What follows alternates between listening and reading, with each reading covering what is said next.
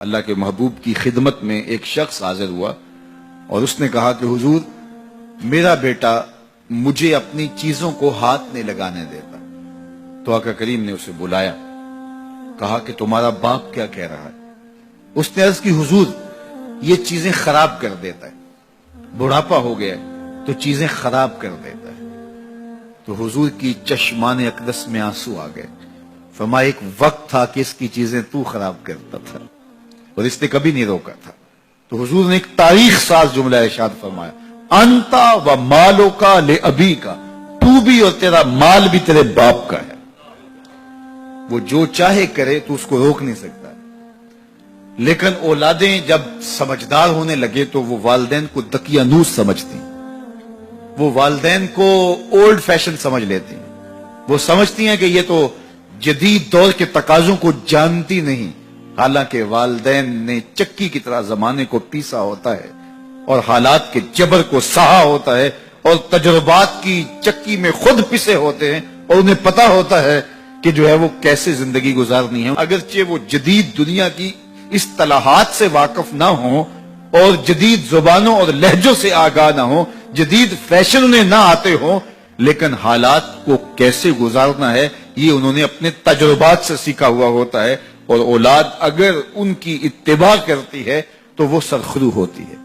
لیکن چونکہ گرم خون جب آتا ہے تو پھر وہ چاہتا یہ ہے کہ میں زیادہ سمجھدار ہوں،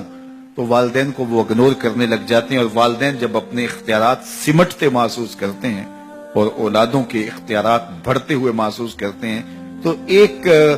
طرح سے وہ اندر سے ٹوٹنا شروع ہو جاتے ہیں، اور یہ ان کے لیے اذیت کا سامان ہے۔ تو اس لیے میرے رب نے انسانی نفسیات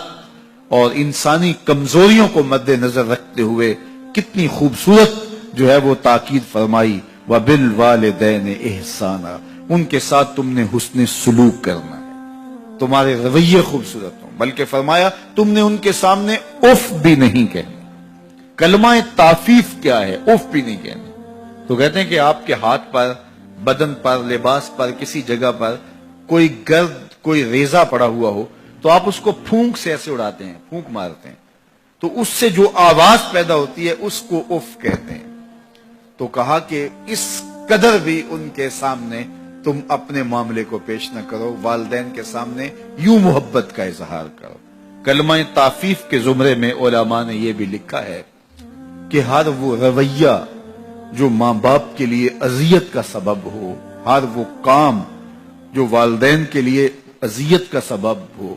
اس کو نہ کیا جائے۔ حضرت امام حسن رضی اللہ تعالی عنہ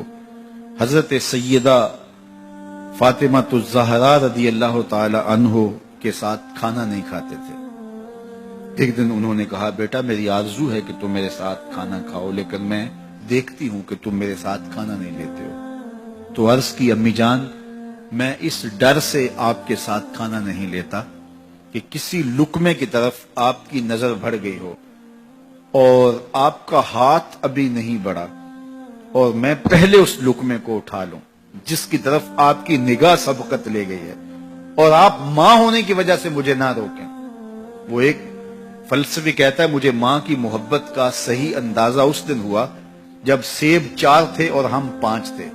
ماں نے کہا میں تو سیب پسند ہی نہیں کرتی، یہ ماؤں کے روپ ہوتے ہیں، یہ ماؤں کے پیار کا رنگ ہوتا ہے۔ تو کہا کوئی لقمہ اچھا ہو اور آپ کی نظر بڑھ گئی ہو لیکن میرا ہاتھ پہلے بڑھ جائے اور آپ اس وجہ سے کہ آپ ماں ہیں تو آپ جو ہے وہ اس کی طرف ہاتھ نہ بڑھائیں، تو میں اس ڈر سے آپ کے ساتھ بیٹھ کے کھانا ہی نہیں کھاتا۔ تو کہا ان کے سامنے اف بھی نہ کہو اور ان کی تعظیم کرو،